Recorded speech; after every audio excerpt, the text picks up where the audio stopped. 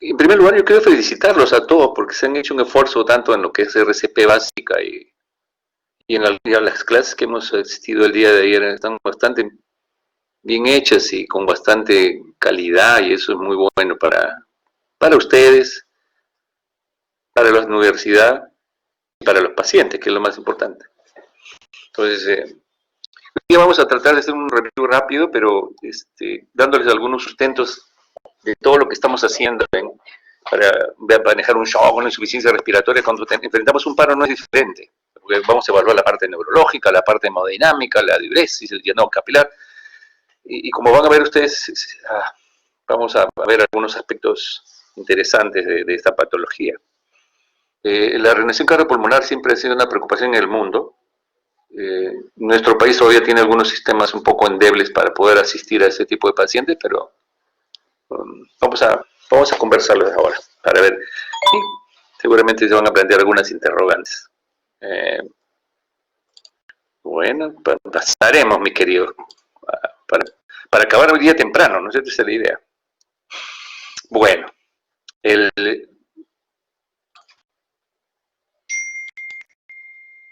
¿lo ven?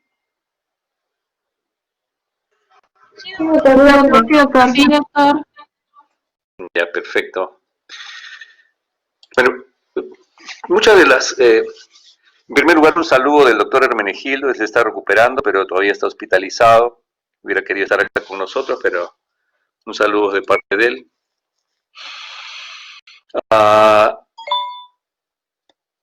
Vamos a hacer una pequeña reseña histórica de lo que es el RCP, qué cosa está pasando con el paro cardíaco en el mundo de hoy, las últimas, qué cosa dice. La cadena de supervivencia básica, avanzada especialmente. Indudablemente que el COVID va a cambiar nuestro enfoque del paro cardiorrespiratorio para los siguientes años. Y el RCP avanzado intra hospitalario, que muchos de ustedes lo han revisado, pero que es interesante conversarlo porque hay algunos aspectos prácticos que necesitamos insistir especialmente. ¿Cuáles son las recomendaciones de los últimos años y qué nuevas estrategias hay para mejorar la recuperación, especialmente neurológica? Ya no es reanimación cardiopulmonar, sino es reanimación cardiopulmonar cerebral, porque el objetivo es el cerebro. Entonces, vean ustedes un poco de historia. Dice que ya desde la Biblia, como saben ustedes, se mencionaba que Eliseo salvó la vida de un niño. En la mitología griega ya habían datos. Esculapio fue castigado por Zeus por reanimar a Hades. En el Imperio Romano se usaban métodos demasiado cáusticos, diríamos nosotros, calientes, quemaban el abdomen, fumigaban, daban chicotazos. En la época de los siglos V antes de Cristo, hasta después de Cristo. Posteriormente han seguido maniobras que realmente, vean ustedes, traccionar a los pacientes, colocarlos en un cilindro para resucitar, estirar los brazos, que es lo que quedó durante muchos años, 1858. Posteriormente esto del masaje cardíaco directo en la Primera Guerra Mundial y después la desfibrilación interna con palas eléctricas al corazón cuando se aspiraba a una cirugía cardíaca, también miren ustedes, 1945. Un dato clave de todo esto de RCP es la aparición del profesor Peter Safar. Él es europeo, pero que estudió en Estados Unidos, de Viena. Él estudió en Viena, medicina, 1958, y fue el que implementó lo que era la respiración boca a boca. Posteriormente aparece nuestro amigo Knickerbocker, y todos ellos hablan de cómo la circulación artificial con compresión torácica se puede mantener la circulación. Posteriormente el mismo Safar ya habla del ABC. El ABC lo crea el mismo Peter Safar, ¿no? Y él se asocia con un creador de juguetes que era Edmund Lerner para crear los muñecos de plástico que empezó a capacitarse en el mundo sobre el ABC y la respiración cardiopulmonar. Esta es la foto de Copenhagen, del masaje cardíaco con Knickerbocker y Judd. Y esta es la foto de nuestro gran profesor Peter Safar, que es el creador del ABC, es padre de la vamos a llamarla así, de la resucitación cardiopulmonar moderna, porque trabajó mucho, hasta antes de su muerte, porque ya falleció él, trabajó mucho en experimentar la hipotermia, el uso en animales de hipotermia para mejorar la resucitación, y él dejó ese tema en pleno investigación, ¿no? Posteriormente ya se crean algunas reuniones internacionales del año 86 hasta el año 85, el American Heart, la Asociación de Pediatría, y 1962 más o menos ya también los europeos se organizan, y junto con los grupos europeo, americano, australiano, se reúnen en Noruega en lo que se llama el Utstein, una ciudad ave en Noruega, cerca de Stavanger, dice, en junio de 1990, y todas estas organizaciones interesadas en lo que era la resucitación cardiopulmonar establecen ciertas normas de cómo informar, cómo implementar y cómo especialmente analizar la información a través de los años, y se empezaron a crear el 2003, 2010 una serie de guías de manejo del RCP. Ustedes conocen la última, la de 2010 y la de 2015, del American Heart, pero que también con el COR, que es el Comité Internacional de Enlaces sobre Resucitación, donde se reúne la sociedad americana, europea, sudafricana, australiana, neozelandesa, y casi todo lo que es el Comité Europeo de Resucitación, y para establecer normas a nivel del mundo, ¿no? Entonces es muy importante porque las últimas están en revisión, pero ya hay reportes, y que se analiza la bibliografía, y también nos dan cómo se debe reportar la información, ahí donde todavía estamos un poco endebles nosotros. Y más o menos este es el registro de parada cardíaca del 2014 del estilo Utstein. Ahora ya entiende que Utstein fue una ciudad donde se hicieron acuerdos de cómo reportar los pacientes que presentaban paro cardiorrespiratorio. Y ven ustedes, ellos piden que en la información que se analice, en los trabajos que se hagan, en la información anual o bianual que se pueda hacer, que se establezca qué sistemas de emergencia tiene, qué población, cuántas paradas, cuántos intentos, no intentos. Y toda esta información solicita algoritmos, qué algoritmos se usaban, si se usó electrocardiografía prehospitalario, si hubo reconocimiento telefónico, cómo fue, cómo estaba el paciente, cuál es su edad, primer ritmo que se encontró, si tenía una vida independiente, qué comorbilidad, si es un infarto de miocardio ST elevado, si se usó de desfibrilación automático, y dentro del proceso de atención, los tiempos de respuesta, ¿no? Desde que llamó hasta que se llegó, desde que llegó hasta que se desfibriló, desde que se fibriló, si se controló la temperatura, qué medicamento. Entonces, todo este dato, y oficialmente los resultados, hubo supervivencia, a los 30 días ya la alta hospitalaria, fue transportado al hospital y ¿qué fue la causa de muerte? La medida de la calidad de vida especialmente, porque al final eso es lo que interesa. Entonces, todos estos datos ahora están exigiendo el ILCOR, junto con cuando las regiones o países reportan cómo van los paros cardíacos, y eso es muy importante. Como hemos visto nosotros, el paro cardíaco extrahospitalario puede encontrar estos 4 ritmos: sedación, taquicardia, asistolia y actividad eléctrica sin pulso. De igual manera, en el intrahospitalario, ¿no? Cuando estamos en el hospital, ahí tiene la foto de mi amigo Menegildo, a quien le rindo un homenaje porque está enfermito, pero tenemos la fe de que él va a salir adelante de todo esto. Saludos, Freddy, adiosito, está contigo. Entonces acá tenemos los 4 ritmos. Esta es una diapositiva, saben que es de él, esta diapositiva de él, entonces por eso lo pongo. Y lo más importante es que, de lo que hemos estado revisando hasta ahora, es qué hacer paso a paso. Es muy importante cómo hacerlo, cómo aplicar la técnica, qué otras cosas usar y qué algoritmos vamos a implementar. Un dato muy importante es este informe del año 2020 de características asociadas al paro cardíaco extrahospitalario y la resucitación durante la pandemia COVID-2019 en la ciudad de Nueva York. Es muy importante porque probablemente nosotros debemos tener casi los mismos problemas que ellos.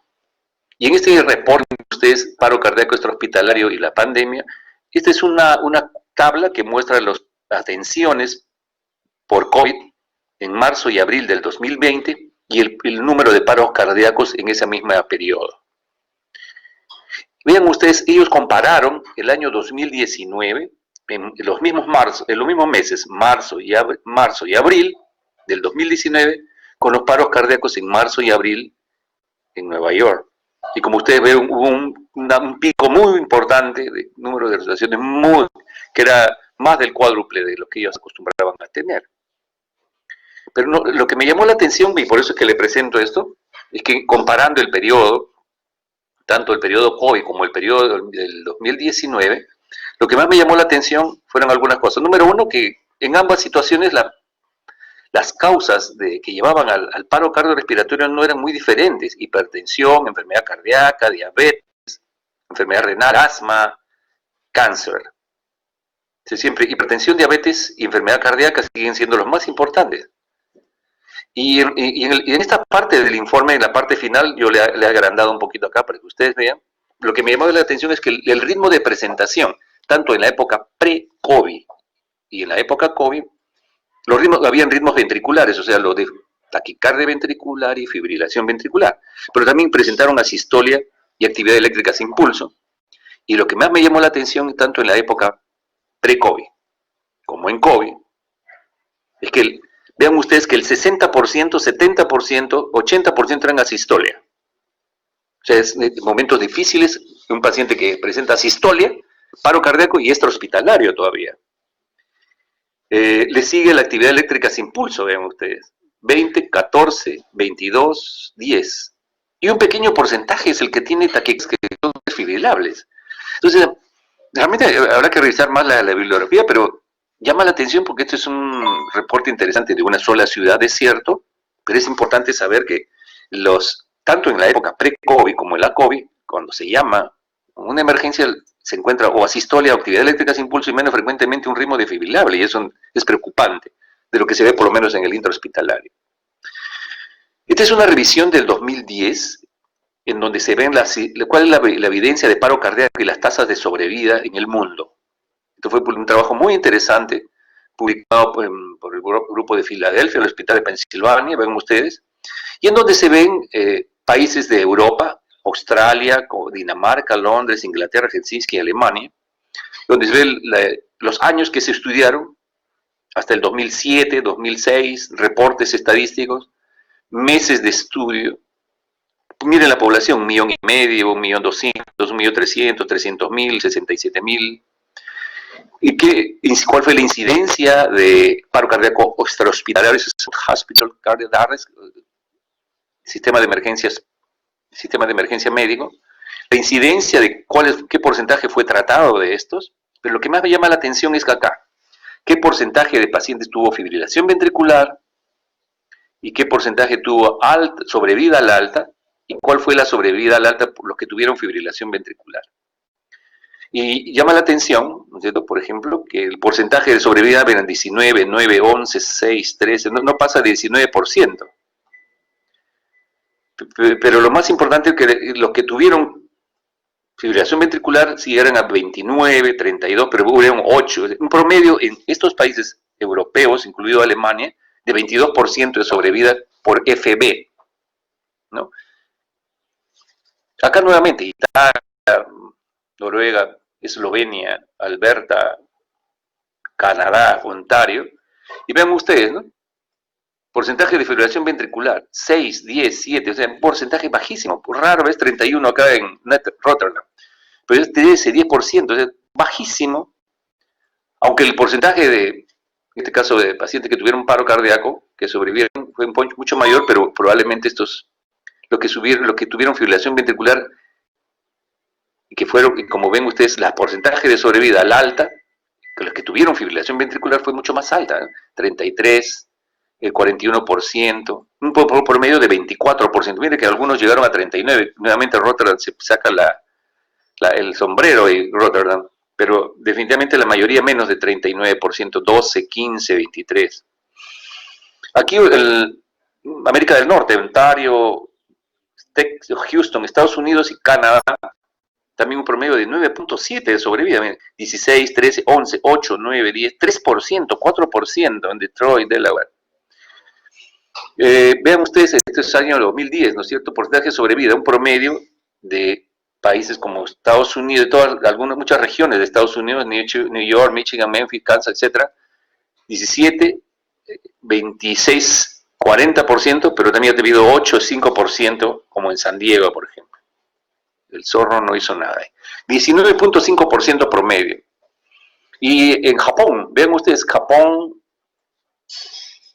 porcentaje de sobrevida de los que tuvieron fibrilación ventricular, 11, en primer lugar, los que sobrevivieron, 11, 9, 6. Y de los que tuvieron fibrilación ventricular, 6% a 19%. En China, Australia, Vean ustedes, 1%, 0,9% en Singapur, 6%, ¿no? 10, 19, en Australia 14, un promedio de 13%. Y lo más importante, cuando ellos hacen el estudio de la bibliografía, encuentran que no habían datos ni de Sudamérica ni de África. Conclusión, 13, 19, 9, el más alto fue 24%, pero al final cuando uno sale con promedio es menos de 20. Y este es el 2010, ¿no? Y este es un trabajo de 2020 ya, en donde los mismos países, a través del ILCOR,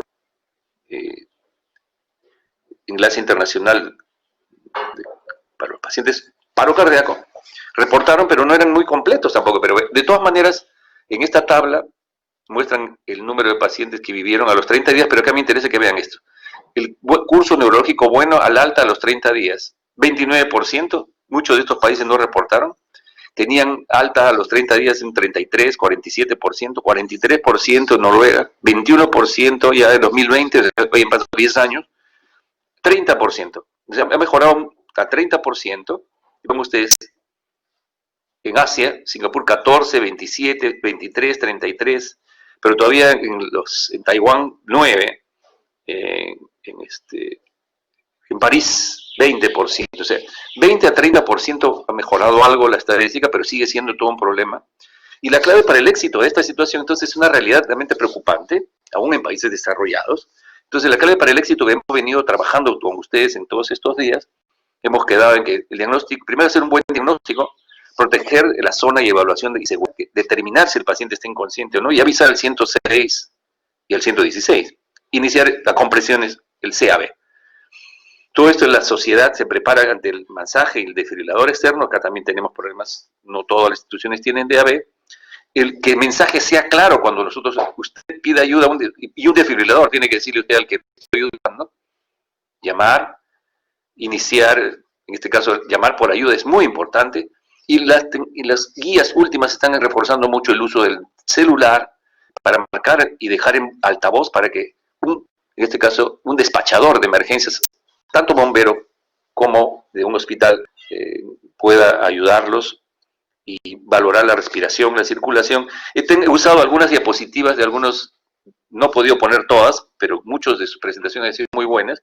Esta ha sido de María Alejandra, me gustó esta valoración de la respiración, de la circulación, y la función, muchas guías sobre tener que trabajarse mejor sobre el trabajo de los despachadores cuando reciben una llamada, y también nosotros ser conscientes que al llamar tenemos que decirle que si está inconsciente no respira y darle en la calle el número, porque dice, tenemos un paro, venga inmediatamente acá al centro comercial tal, pero entonces tiene que dar puntos de referencia muy importantes.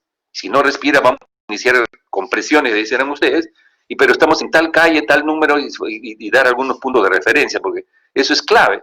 Tanto para adultos como para pediatrías hay tratar de mejorar esa comunicación, porque es clave en esos primeros minutos, como ustedes saben muy bien.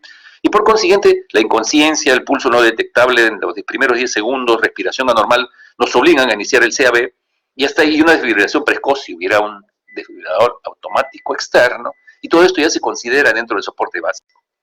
El soporte avanzado, entonces, los números de emergencia que ustedes tienen, una vez que determinamos que el pulso carotídeo no está presente, iniciamos las compresiones que deben ser eficientes, de 5 a 6 centímetros, 100 a 120 por minuto, CAB, CAB, CAB.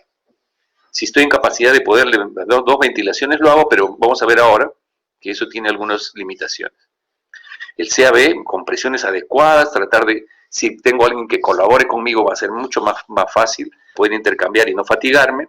La vía aérea también, manejarla si es que fuera posible, si estamos preparados para hacerlo en 1 segundo, 2 respiraciones en 1 segundo. Y continuar las compresiones, las 2 respiraciones, y tratar de esperar que llegue el DEA o que llegue el sistema de ayuda. Las ventilaciones también con máscara puede ser, como ustedes saben. Y sea en el hospital, o sea a nivel de extrahospitalario, nuevamente para insistir que el CAB, el DEA, el RCP, el paro cardiorrespiratorio, todas estas medidas son soporte básico, pero ya cuando hablamos de soporte avanzado, el oxígeno, tenemos que administrar oxígeno, la vía venosa periférica, una vía venosa central, un tubo endotraqueal, ver qué tipo de ritmo tiene con el desfibrilador, fibrilación ventricular, taquicardia ventricular sin pulso, actividad eléctrica o asistolia, y el soporte avanzado básico, sea en el paciente con trauma o el paciente pediátrico, tenemos que implementar ordenadamente. Lo que sí se sabe en los últimos años, este es un trabajo interesante en donde se muestra que si uno ve todos los pacientes con paro cardíaco out hospital, fuera del hospital, con el procedimiento estándar de RCP, ventilación, masaje, sobreviven 7.8% al alta hospitalaria. Pero si hacemos masaje fundamentalmente, 13%. Y los pacientes que tienen fibrilación ventricular, vean ustedes, mejoró a 17.7, pero miren ustedes, 33.7 si hacemos masaje fundamentalmente. Y como dice acá, si doy 100 masajes por minuto, y 2 minutos continuos, tiene que ser 200 masajes, compresiones, descarga y el tiempo que sea necesario, que es lo que vamos a revisar ahora. Llega el sistema de emergencia y ellos ya, esta es también una diapositiva de Víctor Ojeda, que no hizo el tema, pero presentó unas buenas diapositivas y me pareció interesante. Acá está el AMBU. Esto es lo que va a darnos respiratoria con 100% de oxígeno, ya no con 0,21. Y necesitamos balones de oxígeno, esto ya parte del equipamiento. Ya no solamente necesito mis 2 manos, que es el RCP avanzado, el RCP básico, perdón, sino en el RCP avanzado necesito dar oxígeno adecuadamente, tener un monitor desfibrilador que voy a detectar con las paletas qué ritmo tiene y desfibrilarlo al paciente. ¿Cierto? Esa desfibrilación con crema adecuada, que el paciente no esté húmedo, que el paciente esté en una posición adecuada, voy a descargarlo, y dependiendo del tipo de ritmo, ya hemos visto nosotros que si es desfibrilable o no desfibrilable, acá damos de RCP, desfibrilador, pero también cada 3 a 5 minutos adrenalina. Acá RCP de adrenalina y búsqueda de las causas. RCP, 2 minutos, desfibrilación. No vamos a usar el desfibrilador en estos casos, sino adrenalina cada 3 a 5 minutos y buscar la causa para poder corregirla. En las guías, como se ve muy bien, si tiene fibrilación o taquicardia ventricular sin pulso, una descarga. Esa descarga sigo por 2 minutos y luego verifico. Si está en asistolia, solamente masajeo, masajeo, masajeo. Si el ritmo desfibrilable, nuevamente descarga y ya le puedo agregar adrenalina cada 3 a 5 minutos, ¿no? Podría intubarlo. Y además, ya si ya llegó el tubo endotraqueal y el laringoscopio, lo intubo al paciente, ¿cierto? Sigo con mi masaje, RCP por 2 minutos, probablemente amiodarona o lidocaína, como ustedes han revisado, y si es no desfibrilable, sigo con mi RCP buscando causas reversibles, que vamos a ver ahora. Por lo tanto, aquí juega el rol muy importante la desfibrilación por un lado y el masaje y adrenalina por el otro lado. Esto de la calidad, no se puede dejar de insistir, al menos 5 a 6 centímetros rápido, permitir una expansión, reducir al mínimo las compresiones, evitar la ventilación excesiva que, como hemos conversado, produce alcalosis respiratoria, y eso es dañino para el cerebro. Cambiar cada 2 minutos de compresor porque se fatigan. Ya se ha visto eso, que después de 2 minutos empieza a deteriorarse la calidad de la compresión. Si no se usa dispositivo avanzado, si uno intuba al paciente, puede no necesariamente tener 30 dosis en simultáneo, y si puedo medir el CO2 con capnografía cuantitativa, lo vamos a hacer. Si tengo una línea arterial, poder medir la presión intraarterial, y como vamos a ver, la diastólica están muy bajas en estos pacientes, porque masajeo mejora de repente con el masaje. Si tengo una línea arterial, nosotros hemos masajeado pacientes, digamos, con sistólicas de 100, 120, pero la diastólica estaba en 20. Y como ustedes saben muy bien, la diastólica es clave para la perfusión coronaria, por eso es importante la adrenalina. La perfusión coronaria mejora si yo mejoro la presión diastólica. Entonces, si esa diastólica no mejora porque está vasodilatado el sistema nervioso central, el sistema nervioso simpático no regula la presión arterial adecuadamente y por lo tanto se vasodilata. Y la descarga con un desfibrilador bifásico, mejor, con el monofásico 360, con el monofásico 200 o el máximo. Siempre adrenalina 1 miligramo cada 3 a 5 minutos, eso pongan sobre su cabecita, cada 3 que debe ser controlado. Si puede la primera, segunda dosis de adrenalina, podré usar amiodarona también, 300 miligramos, que son 2 ampollas en bolo en 20 litros, o lidocaína en opción, si no tengo amiodarona se me acaba. La intubación es muy importante porque va a permitir masajear más libremente. Las ventilaciones deben ser 10 por minuto, no más de 12. Y colocado el dispositivo, administrar alguna ventilación cada 6, o sea, 10 ventilaciones por minuto. Aquí, nuevamente, si yo estoy desfibrilando, el siguiente ciclo, nuevamente, si el paciente no sale, desfibrilo, adrenalina cada 3 a 5 minutos. Acá sigo masajeando, busco causas. Indudablemente que voy a tener que buscar esas causas reversibles. En uno y otro caso, si hay hipovolemia, si el paciente sangró, es la primera causa de paro cardíaco en asistolia, un paciente que sangra, que tiene hipovolemia marcada. Si está hipoxémico, tengo que mejorar eso. Si hay una acidosis metabólica severa, si hay una hiper o hiperpotasía, un paciente renal crónico terminal o que está recibiendo espironolactona, se me ocurre, y que no está orinando bien, un paciente anciano que está comiendo mucho potasio, podría ser hipercalemia, habrá que administrarle gluconato de calcio, bicarbonato, así es que la hipercalemia es la única situación donde no administra bicarbonato. La hipotermia, mejorar esa hipotermia, neumotoras de tensión, examinar cuando yo intubo, cuando estoy masajeando, como si pasa bien el murmullo vesicular o no. Y el taponamiento cardíaco podrá ser con una ecografía, probablemente un soporte avanzado, una embolia pulmonar, que es infrecuente en los pacientes que tienen trombosis venosa periférica y en el COVID también. Toxinas, que no es infrecuente, ¿no? Entonces, con nosotros, si el paciente, luego de hacer varias maniobras, sale, hay signos de vida, tendremos que hacer el OIC, monitorear el oxígeno y lo pasamos al equipo de resucitación y se transfiere o al hospital, o si estamos en el hospital, continuar en una unidad de cuidado intensivo y seguir este masaje. Si no, hay que continuar el masaje y la pregunta es, ¿cuánto tiempo continúa el masaje?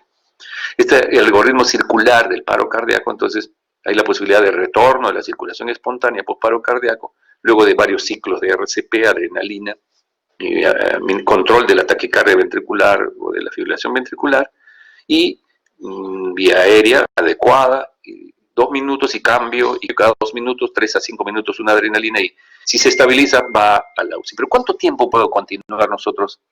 También hay todas estas recomendaciones para los pediátricos. La adrenalina, la miodarona y la lidocaína son drogas muy importantes en el coche de paro, como pueden saber ustedes ya. Ya hemos hablado de las dosis, ustedes están revisando además eso.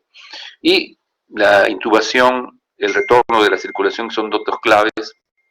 Seguir buscando hipovolemia, hipoxia, hidrogeniones, hipoglicemia, hiperpotasemia, neumotoras de tensión, fundamentalmente examinando adecuadamente y teniendo cuidado de una buena intubación adecuadamente, ¿no? Cuando hablamos de hospitalario, que todo esto hemos visto hasta ahora extrahospitalario, el intrahospitalario en teoría podría ser más sencillo, pero no lo es así. En algunos estudios hay más mortalidad intrahospitalaria que extra. Pero ¿cuál es la clave del intrahospitalario? Que donde ustedes vayan, en donde lo llaman en una policlínica, en una clínica, en el mismo hospital, grande o chico, tenga un coche de paro bien implementado, donde el resucitador manual debe estar bien armado, porque a veces no sucede eso, que tenga un balón de oxígeno, como pueden ver acá, y que tengan además un buen laringoscopio con pilas, que esté funcionando y que dé buena luz. Además, que tengan tamaños de hojas adecuadas, medianas, pequeñas, curvas y rectas, porque a veces la epiglotis es muy larga y necesitamos un laringoscopio recto para traccionar la epiglotis, que no deja ver la laringe, porque hay que ver la laringe. Un número de tubos adecuado para tráqueas muy adelgazadas, o con estenosis, o pediátricos, o adultos, 7,5, 8, 8,5, y en los pacientes muy ancianos que tienen traqueomialacia a veces necesitamos tubo 9, porque si no el tubo baila. Y lo último que es importante es que tengan ustedes un desfibrilador, pero con una carga adecuada. A veces está muy bien, tienen el desfibrilador y se descargó, nadie lo conectó y no tenemos carga. Y en ese momento es un drama. Entonces, cuando ustedes lleguen a un servicio, tienen que verificar que ese coche de paro esté adecuadamente implementado con los medicamentos fundamentales que estamos conversando y que esté funcionando el AMBU, que lo armen, que me demuestren que está funcionando. Quiero ver el laringoscopio, hay pilas, ¿dónde están las pilas? ¿Cuántos tubos tenemos? ¿Cuántas hojas tenemos para que puedan ustedes asistir adecuadamente y no estar a última hora viendo desesperada? Y como les he dicho, la COVID es un tema muy sensible ahorita, y esto es en base a la severidad de la enfermedad en la fase hiperaguda, en donde se presenta ya insuficiencia respiratoria después de la semana, 10 días, y no ha mejorado y sigue la fiebre, siguen apareciendo infiltrados, y pueden necesitar tubo endotraqueal, ventilación, y por una serie de factores, miocarditis, tromboembolismo, arritmias, puede hacer paro. Muchos de los paros, como hemos visto en Nueva York, están relacionados al COVID. Y no nos extrañaría que muchos de los pacientes que hemos visto en las calles o en sus casas, muertos en forma abrupta, tengan manifestaciones cardiovasculares y paro por esta enfermedad. Nilton Richard hizo esta presentación. Nilton es un brillante bombero médico estudioso, todos son estudiosos, pero tiene la ventaja de ser un bombero experimentado, junto con Brian, pero me hizo esta presentación que me agradó, entonces yo se las pongo a su disposición y yo le agradezco y le pido disculpas por haber usado su material, pero me parece que es interesante el trabajo de Nilton. Y hay que reducir la exposición, por lo tanto hay que estar bien cubierto. Conclusión, debemos tener nivel de protección tipo 3, porque todos estos procedimientos son generadores de aerosol, y de tal manera que el tubo endotraqueal, todos los procedimientos que vamos a hacer, definitivamente nos van a exponer a alta probabilidad de contagio. Y esto ya no tenemos, si bien es cierto, la posibulación después de los 60 años es de alta prevalencia de complicaciones, mucha gente joven que está enferma, infectada y está jugando una intubación. De igual manera, esta es la protección con filtros, con casco, con máscara facial, ropa adecuada, guantes adecuados, botas adecuadas. Y mientras más lejos están los pacientes de los trabajadores de salud, la protección es algo menor. Esto podría estar en un equipo de protección estándar, va a trabajar fuera de un área, aquí donde están fuera del área COVID, y acá probablemente dentro del hospital, cerca de la área, y acá sí atendiendo pacientes, inclusive con cuartos a presión negativa, que no todos los hospitales lo tienen, pero son muy importantes. Utilizar adecuadamente si voy a intubar al paciente, filtros, inicio de maniobras de resucitación. Lo que se ha visto es que los pacientes, los médicos que tienen, y eso he visto experimentalmente y también cuando se observa los resucitando, la ropa, protección personal impide hacer un masaje adecuado. Se fatigan más, sudan más, de tal manera que es un tema complicado que hay que tratar de mejorar eso. Y los filtros y las máscaras deben ser apropiadas para evitar la contaminación. Casi se sigue el mismo ritmo de shock, cada 2 minutos cambio, adrenalina, no hay mayormente ninguna diferencia, pero siempre la protección personal es muy importante. Muchos de ellos terminan en prono, en ventilación no invasiva, ¿no? Un helmet, una máscara facial total, un helmet, una máscara, un casco. Y estos pacientes pueden presentar paro cardíaco. Como seguramente muchos de ustedes han revisado, pues se puede hacer masaje en esa posición con desfibrilación, pero se recomienda que si no hay una respuesta a la primera, rápidamente giremos al paciente, porque esto genera mejores respuestas, ¿no? Masaje, ventilación, intubación. Entonces, este tema de la intubación, además de tener la protección adecuada, vean ustedes, se han creado sistemas de un videolaringoscopio y sistemas de protección como esta cubierta rígida, que algunos usan bolsas plásticas para protegerse, pero este es un procedimiento que el doctor Watanabe de cuidado intensivo de Revalliati, que trabaja en la peruano-japonés, la ha proporcionado al país, que todas las unidades de cuidado intensivo las ha donado, las ha conseguido que alguien lo done, pero sé que él ha organizado todo un programa para que tengan acceso y así se protege de la contaminación individual. Se coloca el tubo y hay que verificar dónde está el tubo, porque este tubo puede estar más en el lado derecho y miren, lo ponen en el izquierdo, porque si no pasa ahí, quiere decir que el tubo se metió al lado derecho y es clave, ¿no? Muy importante. Pero no era un buen tubo de buen diámetro porque tiene muchas secreciones de estos pacientes y se tapa el tubo. Y tenemos que organizar el trabajo, probablemente haya un líder necesariamente, uno que maneja la vía aérea, como ustedes pueden ver, está asistiendo a la vía aérea, 10 por minuto, masaje, 120, 100 a 120 por minuto, está de apoyo ahí, pero tratando de apoyar si que se fatiga uno de ellos, alguien que indica los medicamentos y la enfermera que es la que pone a través de la vía endovenosa, dos buenas vías endovenosas, en algunos casos femoral o vía central, todos los medicamentos que necesitamos. No podemos poner sustancias, en este caso bicarbonato, por ejemplo, junto con otros medicamentos, pero eso sí es importante, especialmente si estamos usando vasopresores más adelante. Y una persona que controle el tiempo, eso es muy importante. ¿Quién va a controlar el tiempo? Porque el líder va a ver si el masaje es adecuado, si la ventilación es adecuada, y ella va a tener que decir los tiempos. Ya tantos minutos, ya se puso tantas drogas, ha pasado de 3 minutos de la última adrenalina, bien, pues controlando los tiempos va a poder mayor éxito esta muerte de un momento a otro, pacientes que tienen fibrilación y taquicardia ventricular o sístole que tenemos que seguir masajeando, y con esa fibrilación tiene que responder, la adrenalina va a mejorar. El tamaño, esto es la respuesta a la descargoversión por efecto inotrópico, vasoconstrictor, mejora la perfusión coronaria y la perfusión cerebral. María Calcín hizo esta presentación y me agradó muy bien. Todos han hecho brillantes presentaciones, no se me pongan pero algunas las he tenido que poner, me parecieron interesantes. Y una vez que salga, ¿cuánto tiempo vamos a mantener ese masaje? Ahí viene dice, ¿cuánto? Más de 30 minutos, media hora, 40. Entonces, se ha estudiado también cuál debe ser la duración apropiada de RCP. Y un estudio, este es un estudio publicado en 2016. Este estudio de 2016 hace una metaanálisis de varios estudios de japoneses, británicos y americanos. Nagao, pario extrahospitalario, intrahospitalario, casi todos extrahospitalarios, y dependiendo del ritmo, ellos dicen que cualquier ritmo 40 minutos, no más, dice el japonesito. Goldberger, 30 minutos. Pero algunos dicen, no, mira, si en así está en sistolia 30, la actividad es 30, pero fibrilación tú puedes tener hasta 48. Aquí Goto dice 42 en asistolia, 35 en actividad eléctrica sin pulso y 35. ¿Quién habla en el extrahospitalario? De más de 45 minutos. Y entonces, analizando esto, la duración de RCP dice, las publicaciones orientan que debe prolongarse más de 20 minutos, llegando hasta 40, aplicando los nuevos procedimientos y la secuencia de montaje apropiada. En caso de intrahospitalaria, como que se conocen mejor los antecedentes del paciente, la recomendación es RCP en ritmo defibrilables, ¿cierto? Si en casos hay asistolia, no continuar más de 30 minutos, pero uno podría mantener más si hay ritmos refibrilables. Entonces, un paciente que no mejoran en el extra y el intrahospitalario más de 30 minutos en caso de asistolia, y no hay causa, probablemente se concluye el procedimiento.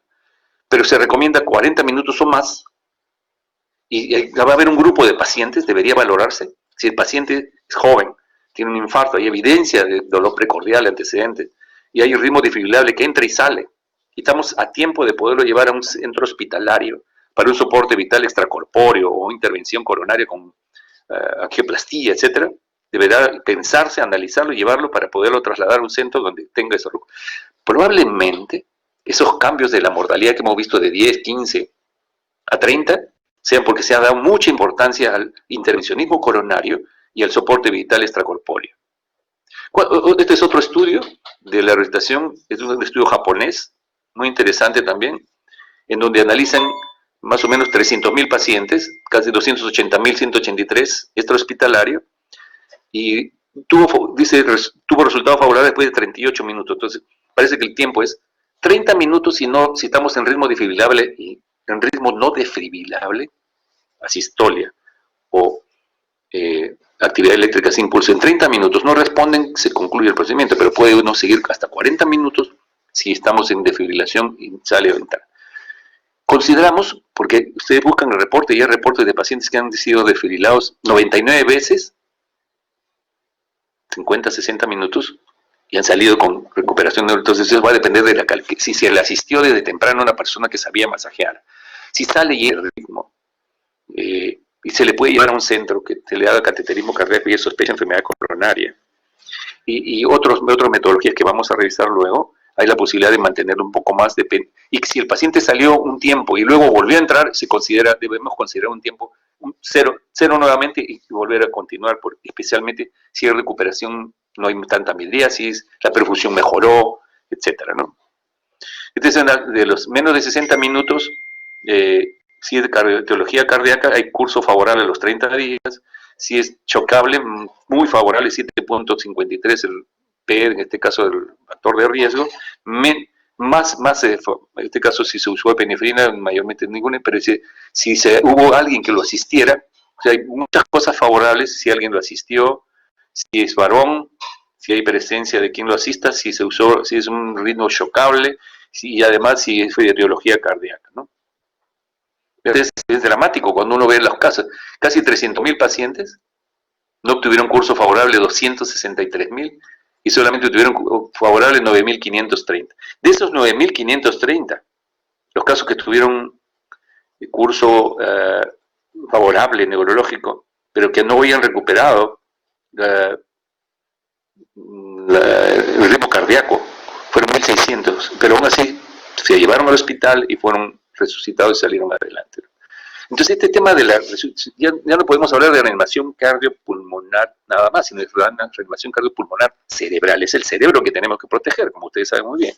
Y ese cerebro sufre isquemia inicialmente, no es nada de flujo, gasto cardíaco solamente el 25% con un buen masaje, y luego le cae, si se lo estabilizamos y sale del paro, hay una carga de oxígeno y de perder reperfusión. Entonces tiene isquemia, reperfusión, que generan radicales libres de oxígeno, cascada inflamatoria, disfunción mitocondrial, porque están pistoneando esa mitocondria y genera inestabilidad vascular, muerte cerebral, si es que no tiene una buena reserva cerebral y no corregimos adecuadamente y no se mantiene adecuadamente en buenas condiciones post-RCP, podrían venir toda esa cantidad de problemas que disminuyen el riesgo de éxito. Entonces la homeostasis, la microcirculación del cerebro y de todos los órganos deben mantenerse con una buena circulación de fluidos vasopresores, y los cuidados post-RE, que son aquellos que están encaminados a identificar causas que precipitaron el paro, pero lo más importante, tratar de bloquear esa respuesta de isquemia-reperfusión, manteniendo buenos niveles, como vamos a ver, de oxigenación. Y la hipotermia es un tema muy importante luego del paro cardiorrespiratorio.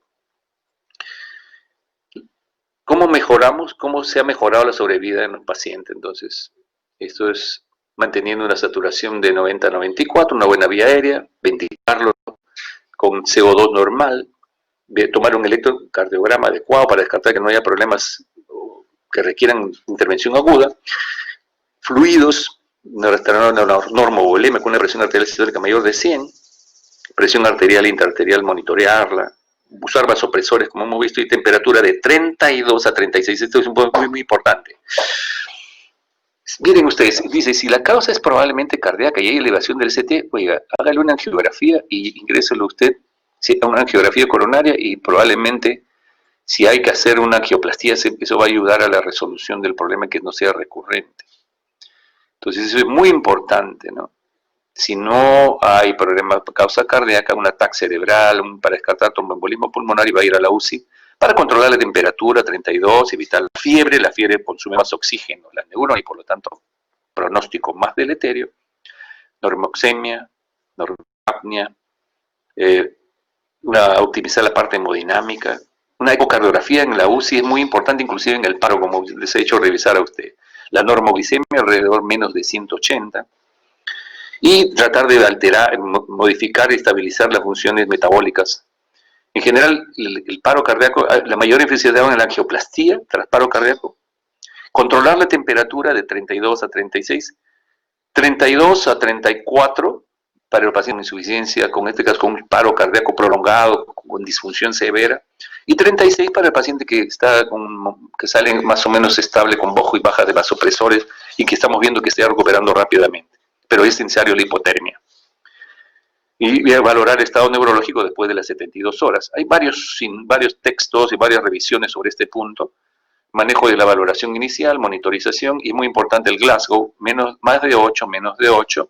Y como siempre, vemos que la evaluación del ST y de la evaluación del paciente potencialmente cardíaco, tanto el comatoso como el no comatoso, son importantes para mejorar el pronóstico y tomar la decisión si va a ayudarle o no. De igual manera, PCO2 38, saturando 94, glicemia 100, frecuencia cardíaca 50-100, una temperatura menos de 37 grados, y que el paciente exceda analgesia probablemente en las primeras 24 horas, 48 horas, para valorar después a las 72 horas su pronóstico. Usar vasodilatadores si es que está hipertenso, más de 100, pero en general usamos vasopresores también cuando el paciente está en shock. Probablemente la cantidad de fluidos que necesite el paciente, la mejor forma es una valoración ecocardiográfica, y la valoración clínica que ya habíamos conversado si el paciente sale en shock, como cualquier shock.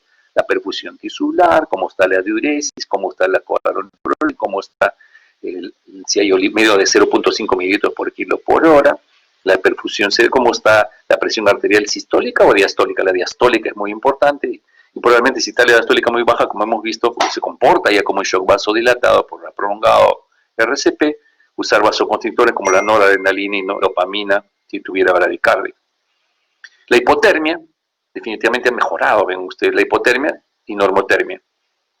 53% de resultados positivos vivos al alta hospitalaria con recuperación neurológica y 36% con normotermia. 49-26, 52-36. La hipotermia es muy importante, y lo que se vio es que había que pedir apoyo a neurocirugía porque nos haga un ecodoppler. Algunos intensivistas saben esto y nos va a permitir hablar cómo está la perfusión cerebral, especialmente el índice de pulsatividad cerebral, usar una escala pronóstica de Glasgow y ver la categoría de performance cerebral de Glasgow-Pittsburgh para ver cómo. Pero esto es probablemente después de las 72 horas, cuando ya pase el efecto de la pseudoanalgesia y la hipotermia. Y el paro cardíaco de 36 a 33 nos recomienda, junto con este otro trabajo que es del 2018 ya, la hipotermia terapéutica y angiografía podrían mejorar el paro cardíaco, porque se ha visto que muchos pacientes podrían mejorar con una angioplastía porque presentan taquicardia ventricular, fibrilación ventricular recurrente, y junto con la hipotermia mejorar el pronóstico. Hay todo un algoritmo que ya lo hemos conversado, el cardiólogo, el anestesiólogo, si hay cateterismo cardíaco, hacerlo, y pase usted a la UCI para un mejor control y mantener una función cerebral óptima. El pronóstico del paro cardíaco, generalmente si el paciente no se controla todo esto de la injuria cerebral, hipóxico-isquémica cerebral, es la causa de muerte muchas veces, que lo lleva a disfunción de múltiples órganos, pero definitivamente estas evaluaciones son importantes a las 72 horas, inclusive con evaluaciones de algunos sistemas enzimáticos, como algunos sistemas enzimáticos a nivel del sistema nervioso central, como la enolasa específica neuronal, ¿cierto? La neurolasa, y el electroencefalograma va a ser muy importante para detectar si hay epilepsia no convulsiva en el post-RCP. Habrá algunos parámetros que van a generar probablemente mal pronóstico si tiene, por ejemplo, no hay reflejo corneal ni pupilar, ausencia de la onda NB cuando se hacen estudios de estimulación de tronco encefálico, y probablemente si hay estatus mioclónico, no hay respuesta, hay injuria anóxica difusa por un estudio de tomografía, el pronóstico es muy malo desde el punto de vista neurológico, ¿no? Pero habrá un grupo de pacientes que se despiertan. En los últimos años la circulación extracorpórea ha pasado a ser evaluada para mejorar la perfusión cerebral, porque el masaje no necesariamente es el mejor. Entonces ese cerebro injuriado, isquémico y reperfundido después genera una serie de procesos edematosos, y ese cateterismo, hay ahora en algunos países, en este caso circulación extracorpórea portátil, que vamos a tener que, existe en Chile, acá tenemos equipos de RCP pero no portátiles, y es que se usan más en pacientes con falla respiratoria grave, en pacientes con falla cardíaca que van a ir a trasplante, pero esto es un cateterismo de circulación extracorpórea donde se coloca en la vena femoral y en la arteria femoral, es una arteria venosa, una circulación extracorpórea arteriovenosa, que no es, que es muy parecida a la que se hace en cirugía cardíaca, pero va a mejorar, va a funcionar como corazón y como pulmón, y va a mejorar transitoriamente la perfusión cerebral y de los órganos, ¿no? Si hay recursos, probablemente eso tendrá que evaluarse. Y en los últimos años han aparecido sistemas de compresión cardíaca que permiten valorar la efectividad del masaje cardíaco. Encontré el CPR-Meter, parece que después de los 10 a 15 minutos nuestro masaje se degrada mucho, y este ayuda a mantener un nivel de compresión adecuada. Y este es otro sistema de compresión mecánica que podría existir en la fase temprana, especialmente cuando no hay algún especialista, o si hay un especialista, está solo y podría tener en su ambulancia un sistema de compresión mecánica que parecería que podría ayudar a mantener compresiones torácicas más efectivas, y parece que eso es bastante bueno. Con resumen, mis queridos amigos, la rehabilitación cardiopulmonar cerebral va a depender de sistemas de atención primaria adecuadas, con profesionales capacitados. Todo el COVID se ha confluido hacia los hospitales, y lo debimos tener centros médicos, centros hospitalarios a nivel periférico, que pudieran atender a estos pacientes con algo de Disney, con oxígeno. Desgraciadamente no teníamos eso, y además no tenían equipo de protección personal los profesionales. Eso está mejorando, ojalá Dios quiera que eso que se ha prometido hoy día, mejorar el sistema de salud y hacer un sistema unificado, se dé.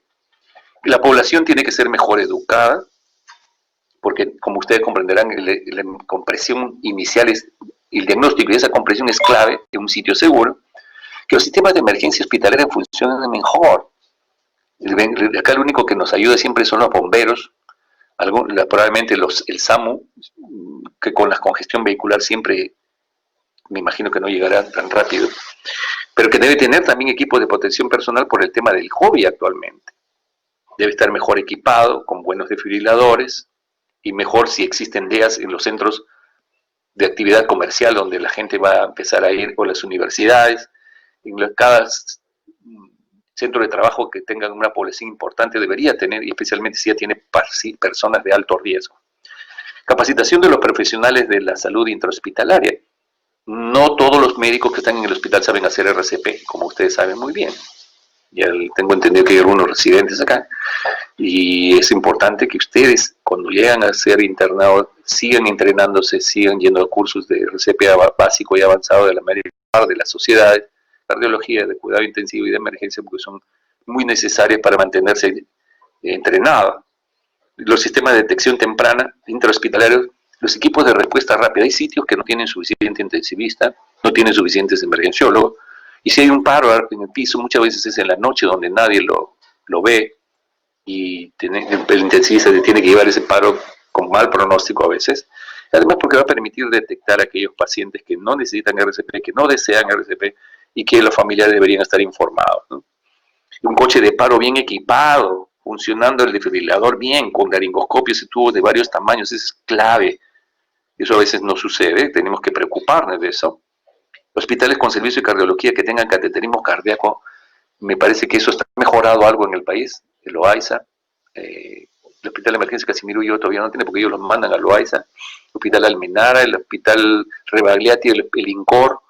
Algunas clínicas tienen esto, pero indudablemente necesitamos que el sistema de salud a nivel nacional mejore en todos estos aspectos, porque la patología principal que tenemos ahora en el país es diabetes, hipertensión, pacientes renales, neoplasia, entonces tenemos que equiparnos mejor. Las tecnologías como la hipotermia y la circulación extracorpórea, probablemente tenemos que mejorar este tema, porque no puede ser controlado pues con hielo, con soluciones. Probablemente se van a necesitar sistemas automatizados de hipotermia para que ingrese a hipotermia en forma sistematizada y bajar la hipotermia lentamente, porque no puede ser tener hipotermia unas horas y se acaba el hielo, se acaban las soluciones heladas y sí.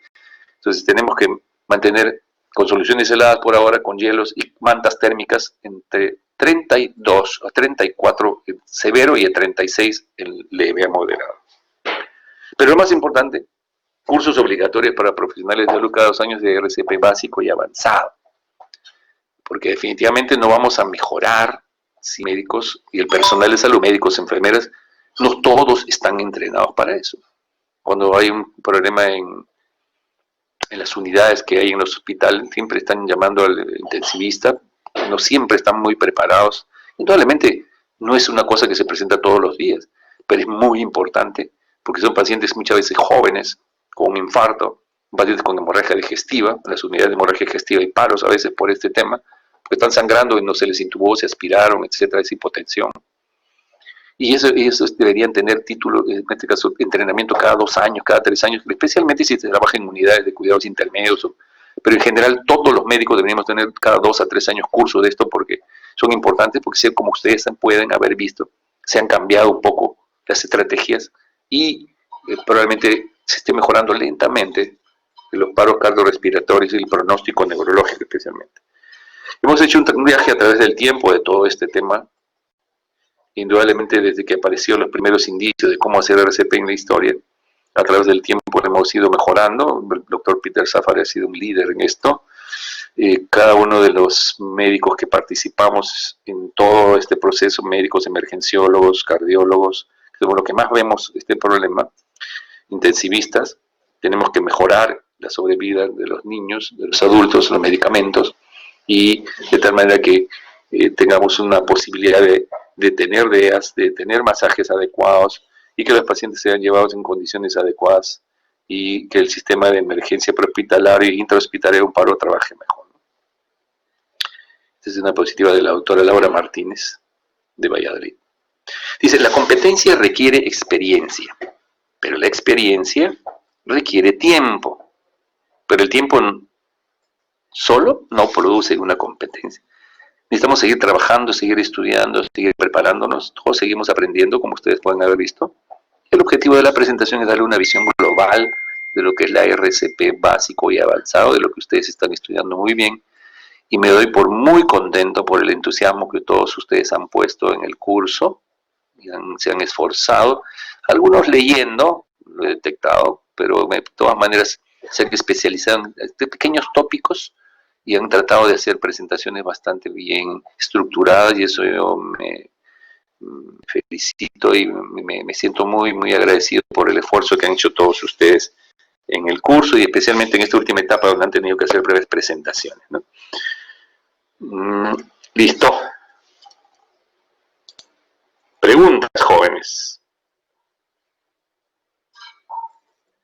¿Alguna pregunta?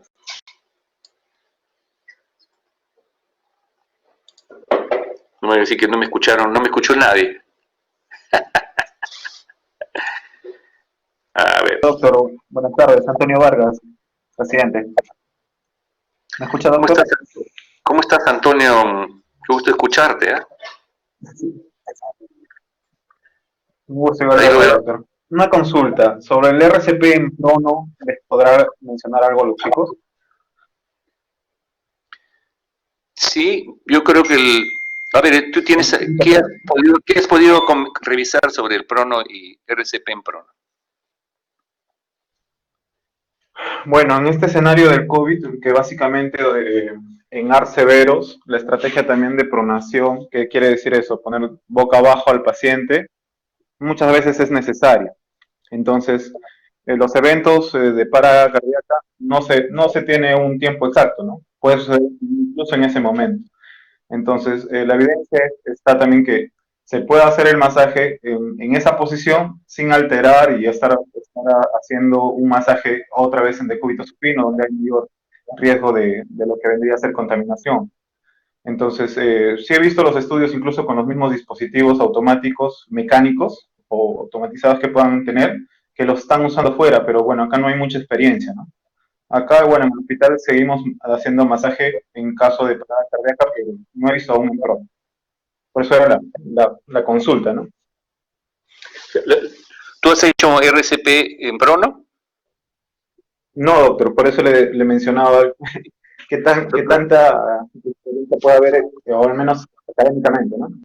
Bueno, lo que las guías recomiendan es hacer un masaje inicial mientras cargas el desfibrilador, desfibrílalo y si no sale, tienes que, mientras llega todo el personal para asegurar la vía aérea, lo tienes que poner, en este caso, boca arriba.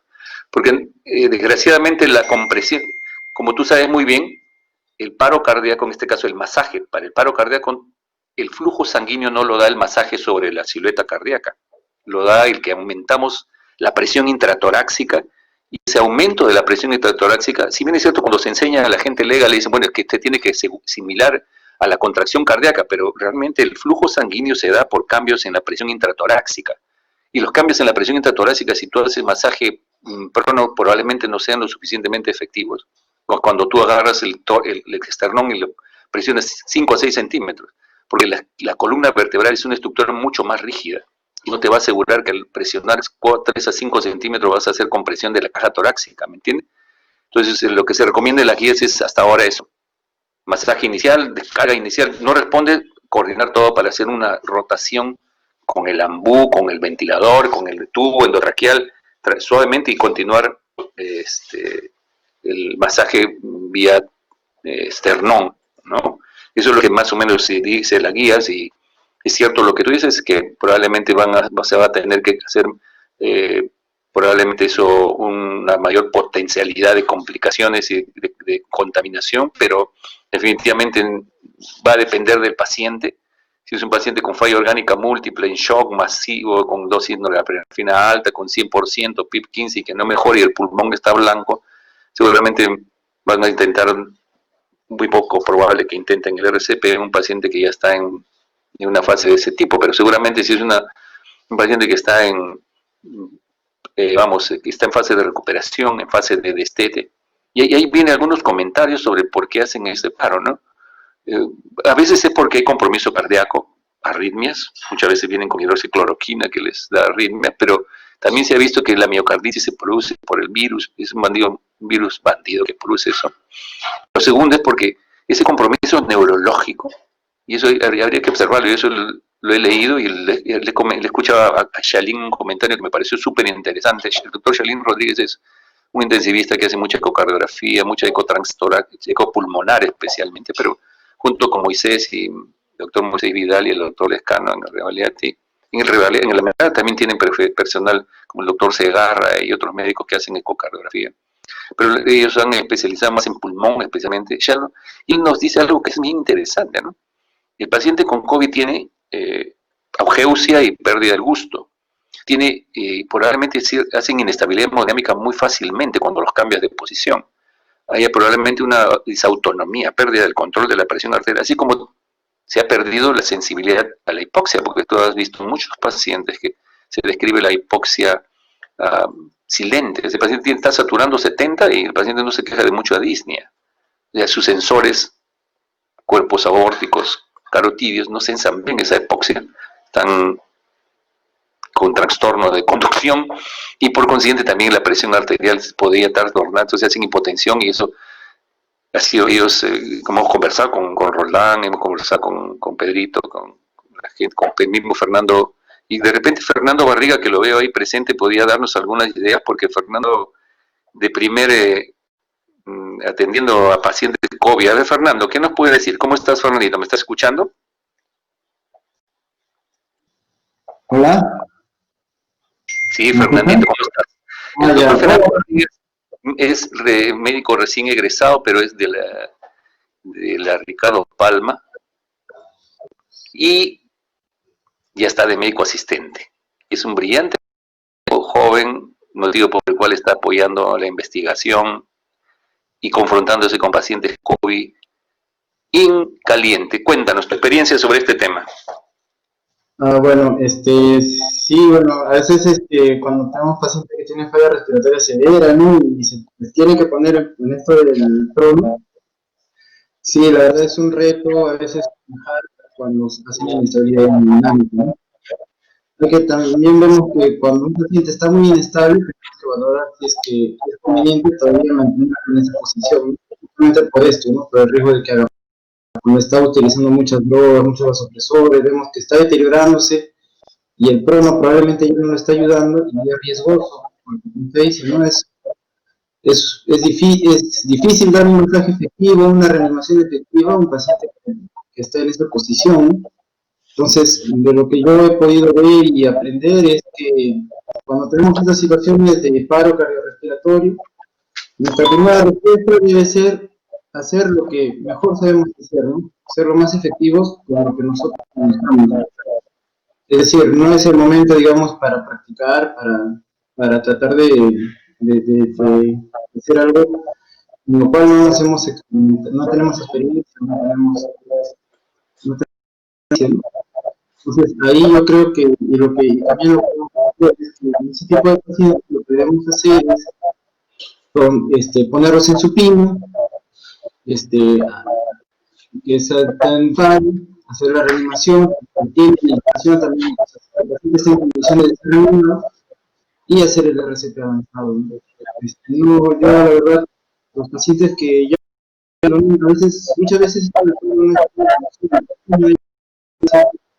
está yéndose a la mayor inactividad, etc. Ya puede planificar en qué momento esta posición ya no está el conveniente, ¿no? Y igual es difícil, ¿no? Hay paciente reanimar, ¿no? Viene la cuestión de la coordinación, etc. ¿No? Es un contexto que es diferente, digamos, a lo que estábamos acostumbrados a pacientes que no tenían COVID, porque después no estaba esta situación de riesgo para nosotros, que somos el personal de salud. Ya, muchas gracias, Fernandito. ¿Está Elsita por ahí? Creo que Elsa, ¿ahí va? Sí, creo, por ahí. Doctor, buenas tardes. Sí, aquí me encuentro. ¿Cómo estás, Elsita? ¿Qué dice el COVID? ¿Qué dice el COVID? Digo, ¿qué dice el trabajo? Cansado, doctor, cansado. Esperando ansiosamente mi turno en la noche.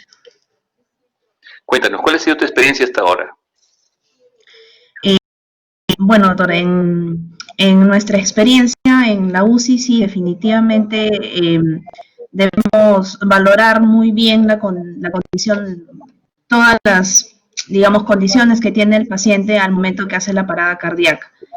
Empezando por el criterio de recuperabilidad, ¿no? En el sentido que si son pacientes ya muy comprometidos con falla multiorgánica, que es lo que estamos viendo con bastante frecuencia en nuestros pacientes, ¿no? Muchos de nuestros pacientes, aparte de la falla respiratoria que los lleva al ventilador mecánico, terminan haciendo falla renal, la mayoría de ellos, falla hepática, también hacen pues los problemas cardíacos que hemos visto y terminan, no, hacen anemias, hacen hemorragias. Hace poco tuvimos un paciente que hizo una hemorragia digestiva, lo llevó al shock y bueno, por fortuna pudimos detectarlo a tiempo y prevenir, ¿no?, que terminara en paro, que muchas veces nos ha pasado, ¿no? Y entonces, básicamente valorar todas esas condiciones, ¿no? Para poder, para claro que eso se tiene que hacer en cuestión de minutos, ni minutos, ¿no?, segundos, y poder iniciar las maniobras avanzadas, ¿no?, de reanimación. En definitiva, bueno, nosotros, al menos en la UCI 4C, que es donde yo hago mis guardias, la pronación se reserva para determinados pacientes, ¿no? No he visto, no he tenido la oportunidad todavía de ver una parada en un paciente que estuviera pronado, pero sí, ¿no? La conducta sería esa, ¿no? Ni bien llegue el personal suficiente, supinarlo, ¿no?, para poder iniciar las maniobras adecuadamente. ¿Eso es lo que han acordado con los médicos asistentes o algún caso que se haya reportado más que en prono? Como le digo, no he tenido yo experiencia, no he visto, en la UCI 4C no tenemos mucha pronación. En la UCI de la emergencia antigua sí hacen más pronación, ¿no? Entonces, no he tenido pacientes que hayan hecho parada mientras estaban en prono, ¿no? Entonces, no he tenido esa experiencia. Fernando, en el UCI 1, el primer piso, pronos. Bueno, también no tenemos muchos casos de pacientes en prono, pero sí cuando ha habido estos casos de paro cardiorrespiratorio, etcétera, entonces el paciente se ve supinado, ¿no? Que cuando el paciente esté en prono es una cuestión logística grande, ¿no? Porque hay que revisar que la vía aérea esté bien, porque muchas veces el problema del paro cardíaco es asociado a problemas de la vía aérea, de secreciones, de desplazamiento del tubo, etcétera, ¿no? Y tener un paciente en prono no nos va a permitir hacer un manejo adecuado de esa causa. Claro, ¿no? Tampoco lo vamos a poder diagnosticar adecuadamente, ¿no? Entonces, la vez que hemos tenido un paciente que ha estado en condiciones, y se inicia apenas el personal de enfermería o el personal que está ahí se da cuenta, da la llamada, todos nos acercamos y se le ha puesto al paciente en su supina y se le ha dado la y bueno, así como hemos manejado la vez que hemos tenido un paciente en paro y estuvo en prono, se hizo de esa manera, ¿no? En tu experiencia, cuando independientemente has tenido que atender paro en el hospital, sí, ¿cuáles han sido las falencias que más frecuentemente has encontrado cuando te llamaban por un paro a piso? Bueno, a ver, yo, ¿qué diría?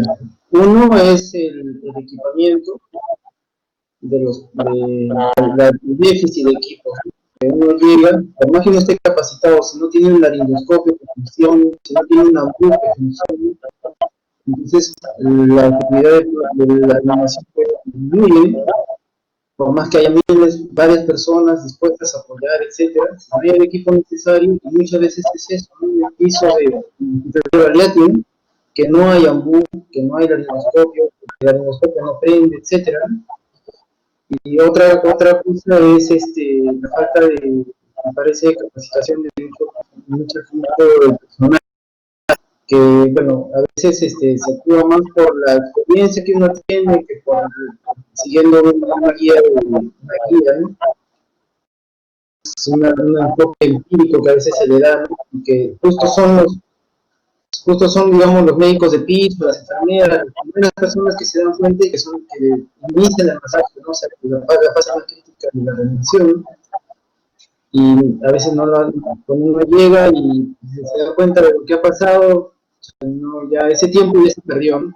ambiente inicial de la reunión en el que se debió haber un masaje efectivo, una ventilación efectiva, no se dio y ya cuando nosotros llegamos pues ya son otras condiciones, ¿no? Entonces son esas cosas, ¿no? El equipamiento y capacitación son deficiencias que incluso en el hospital realmente se tenían, ¿no? Ahora pues no estamos yendo al edificio para hacer los RCPs, pero imagino que la situación debe ser similar, ¿no?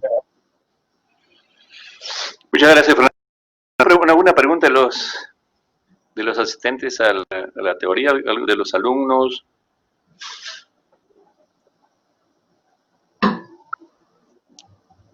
Nada, parece. Elsa, ¿tú qué problemas has tenido cuando asistes a un paro cardíaco en el hospital? Efectivamente, el problema del equipamiento es bien común, ¿no? Incluso nosotros tenemos nuestro maletín que cargamos y llevamos, ¿no? Justamente por esa temática, ¿no? Como en los pisos no cuentan con el equipamiento adecuado muchas veces. O el otro problema es la organización, ¿no? Me parece que no se hacen tal vez no se disponen de protocolos que lo socialicen con todo el personal del piso, de modo que hubiera una misma actuación durante esta situación, ¿no? Porque es pan de cada día, ¿no? Todos los días vemos pacientes que hacen parada cardíaca por diversas causas. Entonces, lo más lógico es que todo el personal esté concientizado en ese sentido, ¿no? De actuar, ¿no? Ya, tú vas a hacer esto, ya tú llama a UCI, ya tú empiezas la compresión, tú traes los medicamentos, ya quién le pone la vía, ya revisa bien esto, ya revisa la vía aérea, ya coloca al paciente en la cama, porque también el otro detalle es la posición del paciente, ¿no? A veces la cama no es la adecuada para hacer la reanimación, entonces hay que reubicar al paciente y todos esos detalles que deberíamos tener en cuenta todo el personal de salud, ¿no? Todos en general, ¿no? No solamente los médicos que vemos áreas críticas, ¿no? ¿Y las veces que has hecho paro, las has masajeado en la cama o las has puesto al suelo? Bueno, cuando hemos tenido en la UCI, hemos masajeado en la cama, ¿no? Las camas de la UCI, ¿no? que sí tienen un respaldo rígido, ¿no? ¿Y en piso? En piso, alguna vez sí han bajado al paciente. Ya hemos llegado cuando ya lo han bajado, ¿no? Al piso, ¿no es cierto? Ese masaje. Con el colchón, ajá, con el colchón hacia el piso, o sea, de modo que hubiera una superficie rígida, ¿no? Dura, que nos permita hacer un adecuado masaje. Pero no es la mayoría de veces. Muy bien, muy bien. Y Antonio, ¿tú qué experiencia en RCP en pisos cuando has tenido que apoyar en paro cardíaco? Antonio Vargas. Antonio. Hola. ¿Me escuchan? Doctor. No puedes activar el audio. Ahora sí, doctor. Disculpe, ya activé.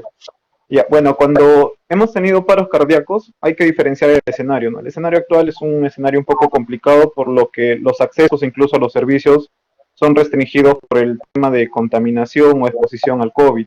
Bueno, en escenario antes, los paros, igual las causas más frecuentes dentro del hospital incluso siguen siendo secundarios a un shock, ya sea en este caso por hipoxemias severas o en caso de hemorragia digestiva para asegurar vía aérea.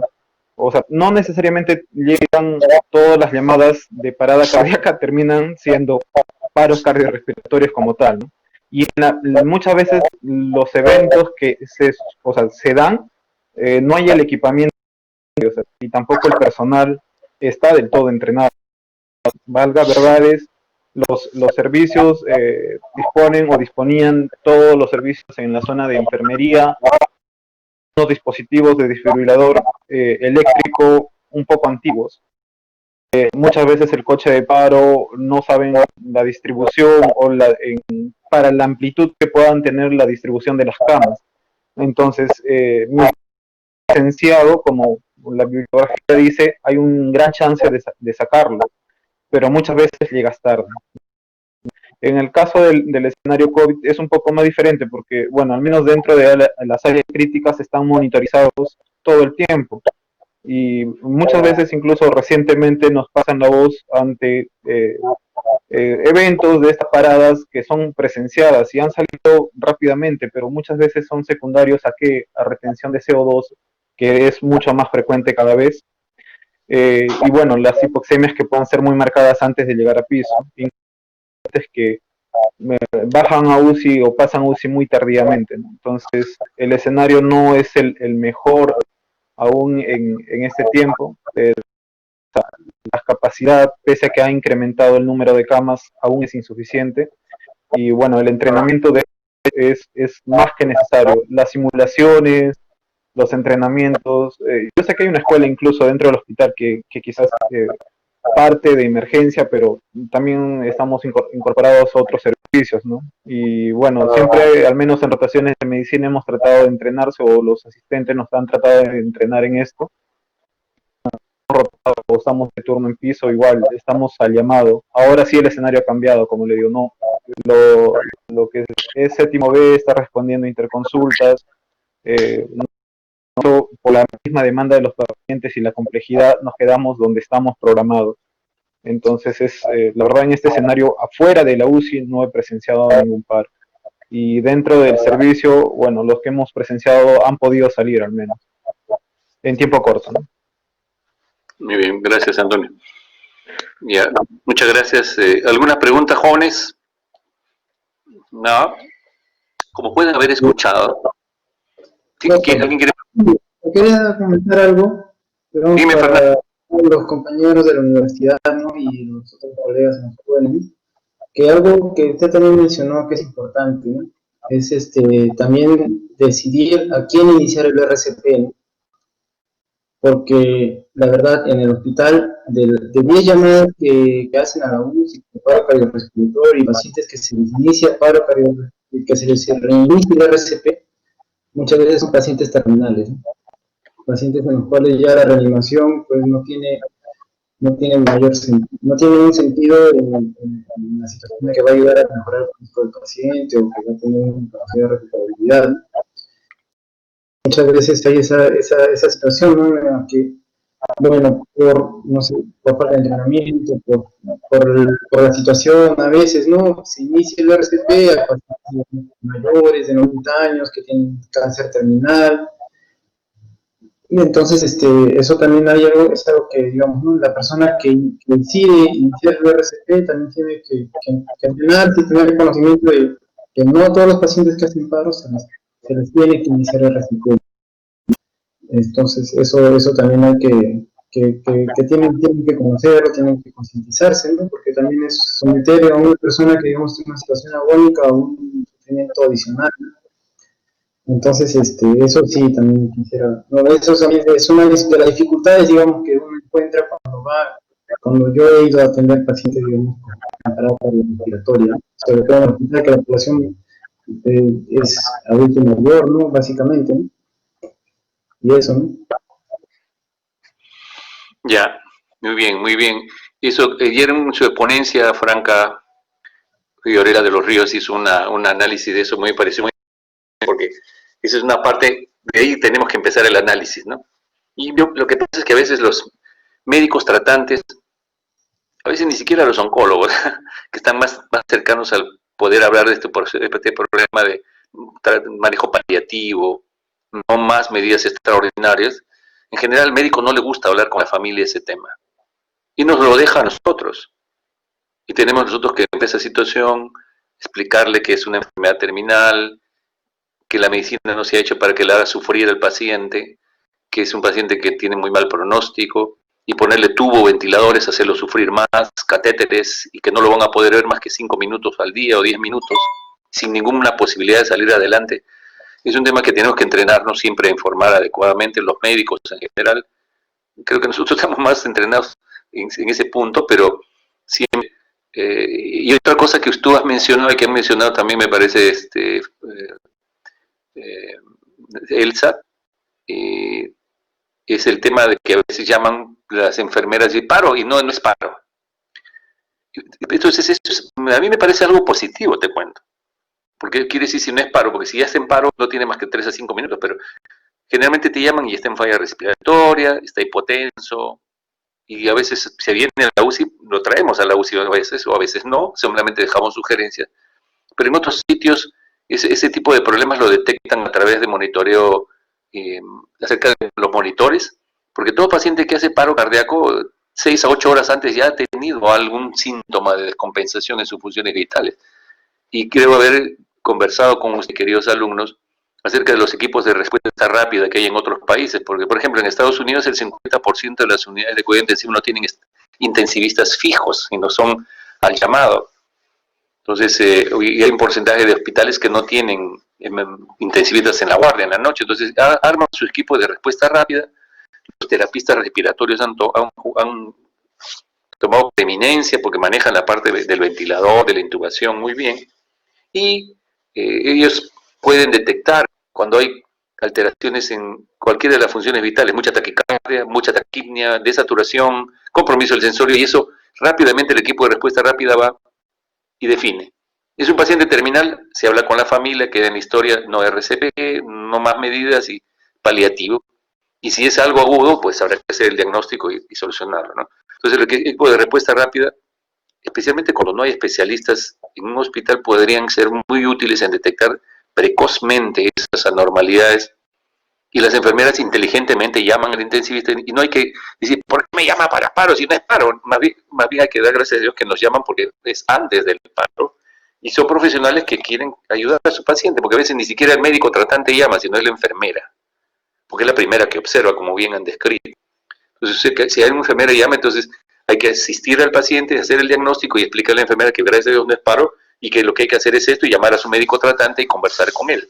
Entonces, ese es un punto que a veces los intensivistas no nos gusta que nos llamen cuando no es paro, pero es parte de nuestra función educativa que tenemos ante la sociedad y ante el resto de especialistas, en donde nosotros sí tenemos la suerte de habernos entrenado en ver pacientes muy graves, con la vida en peligro, y que realmente tenemos esa capacidad de poder conversar temas un poco más libre de sesgos y de temores, porque al médico en general no le gusta hablar de ese tema de muerte, de posibilidad de no sobrevivir. Y a veces no hay que decirle que ese paciente va a morir, simplemente es un paciente que está entrando en un punto en el cual no va a haber una respuesta adecuada, un punto de no retorno, el paciente ya no está con nosotros, y no le dicen ustedes la muerte, porque la palabra muerte duele como un golpe en la boca del estómago, y ha hecho bradicardia y ya no está con nosotros. Esperemos que no sufra, pero está en sus últimos minutos y hay que rezar mucho, acompáñenlo ustedes, y no hay cosa que más le agrade a una familia estar en los últimos minutos con su familiar, sabiendo que ya no hay más que hacer, pero hay que explicárselo involucrándose con la familia, ese es un punto muy importante. Entonces yo creo que hemos agotado el tema, pero este tema no se agota tan fácilmente y sí tenemos muchas, todavía cosas que mejorar, como hemos visto rápidamente, ver este tema de cateterismo cardíaco, ver qué se puede hacer con extracorpórea, ver lo de cómo implementar más adecuadamente lo de la hipotermia, porque eso está mejorando lentamente en el mundo, ¿no? Muy bien, jóvenes, entonces